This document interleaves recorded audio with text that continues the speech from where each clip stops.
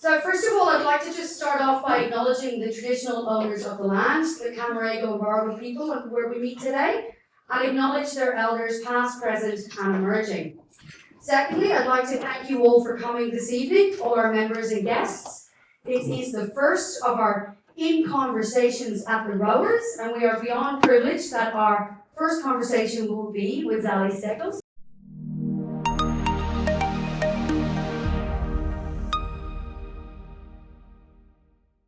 First step, I would say, I try my best to represent your concerns in Canberra, but it's also what we all do. So we launched the Warringah's Roadmap to Zero, and I've invited other electorates to do their own as well. Public schools in Warringah. It's a program where Year 9, Year 10 kids mentor Year 5, Year 6 kids. They are engaging with the roadmap and so that the kids can really understand the different areas they can impact.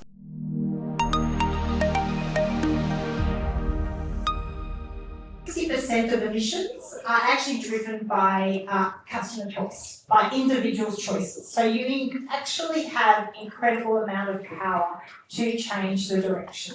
I think it was really important for me to, whilst I'm advocating for change on a national level and a more sensible approach, we should have a local plan in place as well. So from a point of view that I was incredibly lucky, the 3 local governments in Warringah, being Northern Beaches Council, Mosman Council and North Sydney, have all declared a climate emergency. So that at least says to me, I have supported local government and local government prepared to take action. And Mosman Council have in fact now presented their plan and are really actively engaging with that, and I'm actually meeting with the council tomorrow morning. So that's really important because we do need all levels of government working together. I actually work with Mosman Council doing climate change policy.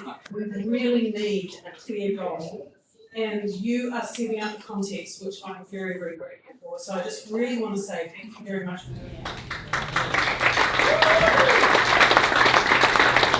And I think that business, it's exactly the same. You know, the clearer the goals are, then the safer it is for businesses to make future decisions. So all of these, basically whenever we're thinking about our future planning, we really need to understand what the science is, what the clear goals are, what the economic parameters are, and that's what your bill is going to do. So we're really pleased with that.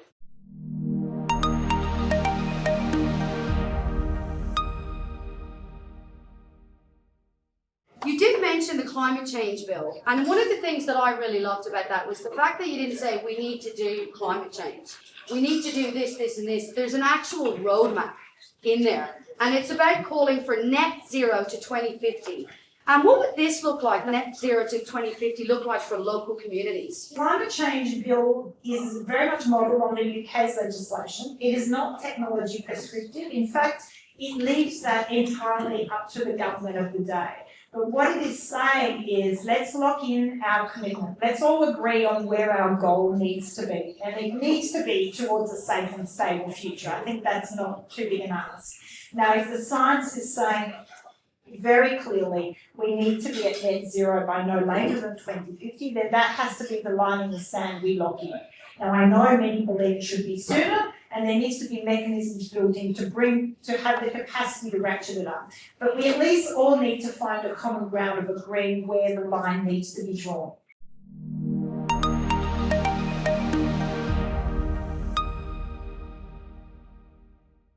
The independent commission is really important to very transparently and publicly report. It will advise the government and the minister of the day, and then it is simply up to the government or minister to accept or not the recommendation. But there should be an explanation to the Australian public if the recommendations from independent experts are rejected or qualified or not followed in full, so that we can all know the why certain things are taken up or not. The bill is not technology prescriptive. It leaves open to the Independent Climate Change Commission to assess the best technology of the day and the best trajectory to achieve the emission reduction budget. Now, I accept that either side of politics will endorse different mechanisms, but if we can at least have an agreement as to principles, that we should get there in the most cost-efficient way, that we agree where we need to go to, and that there's clear transparency in reporting, I do believe we will make a lot more progress to where we are now.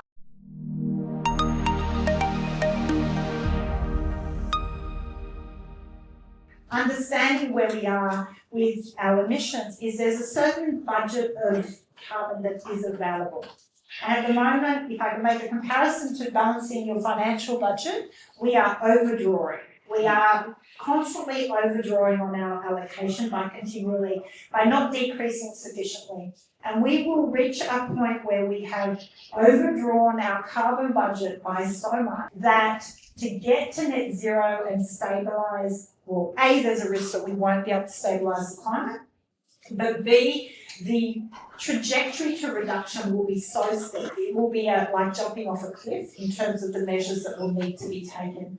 Whereas if we do a gradual saving plan, like anyone that balances a good budget would know, a gradual saving plan with a good trajectory can get us to net zero in a very cost-effective way. The strategy for the bill was obviously to put a sensible solution on the table so that we can't have that conversation, the very polarised conversation of what can and can't be done. So really bring to the attention of the Australian public and the media that a very sensible solution is available and has been done in other places in the world. The level of support has been phenomenal for the bill. I think consultation is really important. I will push it for a vote once the report is tabled and have further discussions with the Prime Minister and the Treasurer and Mr Taylor around it. Obviously, it is shifting quite a lot at the moment, the position. The pressure is building. The bushfires was really interesting in raising Australia, our status, to the rest of the world. Coverage in Europe and in the US in terms of the scale of the impact we were feeling. A lot of people have felt that climate is it's a problem for the future. I'm worried about it, but look, I've got these first problems first, so I'll worry about it down the track. Unfortunately, if the bushfires showed us anything, the problem is now, and the realities are now. We need to make this the priorities. And economic viability and opportunity is hand in hand. I do very much see that the cost, what we could miss out, would be such a shame.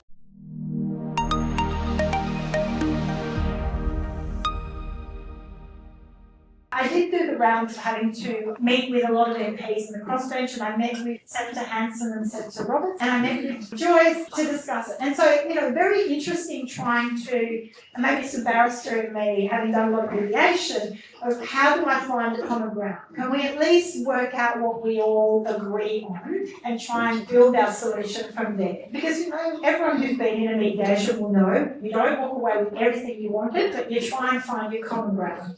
Do we agree that there has been changes, that we have communities that are highly exposed, for example, to drought, to changing conditions, aridity of soil, losing topsoil in our regional areas, coastal erosion, we're seeing the pictures, and that is only going to get worse. I don't engage in the discussion of debating whether the science is established or not.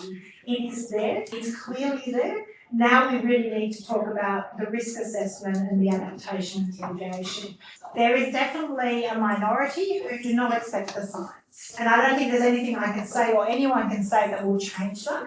But what I did try in my conversation was to say, okay, if we can put aside whether we agree on the causes, could we at least agree on maybe the benefits of acting, that there would be economic opportunity or the better risk assessment for regional communities that are at risk of drought and bushfires would be a good outcome. That we can at least look at the benefits that can be gained, even if we can't agree on the causes. We need to acknowledge the job transition that needs to happen for communities. I describe as climate risk includes the employment risks that certain communities are going to experience. We have certain regional towns that have completely lost their biodiversity of employment. So we need to acknowledge all those transitions, and more work needs to be done with those communities. We have to seek to understand before being understood by all those that aren't on board.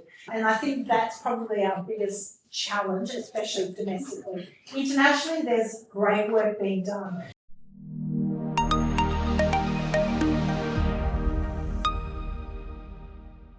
I will push it for a vote, but it's an ongoing process. I guess a little bit like the same-sex marriage vote, it takes ongoing pressure, and my goal is that this is a key issue at the next election. That if they can't deal with it now, then this is going to be a key point to decide on. That's why I've called for a conscience vote. If you can't reconcile the broad church of the party room, then open it up to represent, all the views. They're the solutions that are on the table. There's having a vote on the bill, the government adopting it and redrafting it as their own. There is having a conscience vote, but obviously this problem is not going away. I'm not going away. All of you are not going away. This issue, we know the impacts are not going away. So the pressure has built tremendously. If I look back to the 2019, the environment we had at that point compared to now, you only have to look at the nightly news and how often it's talked about it, how many groups from the private sector are coming out, calling it out.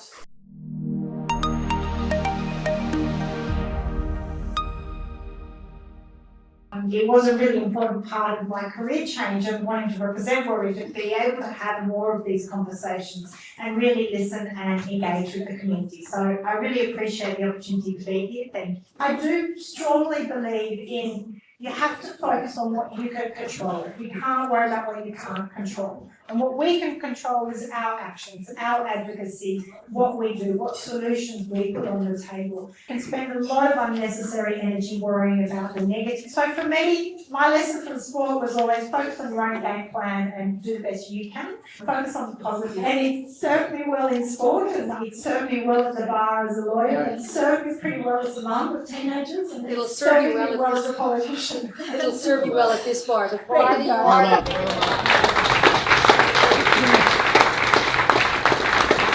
It's been enlightening, and it's good to see that you do have a plan, net zero 2050, with some perseverance, and if we all put our minds to it, we'll get there.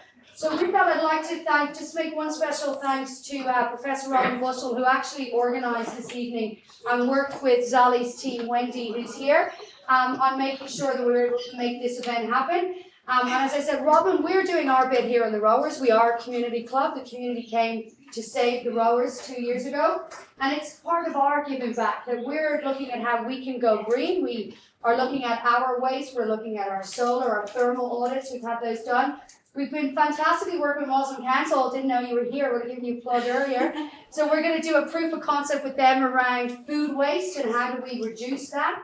We're working with all of our stuff because Roy did our lighting is already LED. We're already low impact on lighting. However, we are going to work with council and how do we put in more solar? How do we do better wastage? Because our waste, anybody who looks past here at the weekend, it's crazy. So we're doing audits internally, and it is our little bit, but it's our little bit for the community. We can all do our own. So with that, I'd like to thank you again. Here's perseverance and politeness. That's